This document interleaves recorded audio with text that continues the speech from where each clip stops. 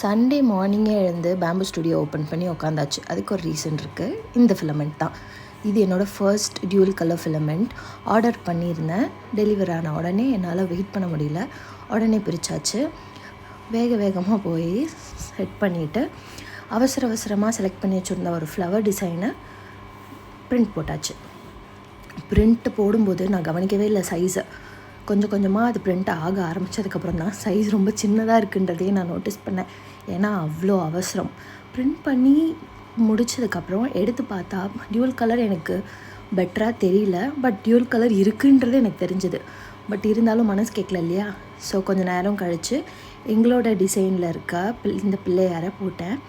But முடித்ததுக்கப்புறம் ரொம்ப surprise ஆகிட்டேன். டியூல் கலர் ரொம்ப அழகாக தெரிஞ்சுது. சப்போர்ட்ஸ் எல்லாமே ஈஸியாக வந்தது. ரொம்ப சாட்டிஸ்ஃபைடாக இருந்தது. நெக்ஸ்ட்டு வேறு என்ன டிசைன் இந்த கலரில் ட்ரை பண்ணலான்னு சொல்லுங்கள். பாய்.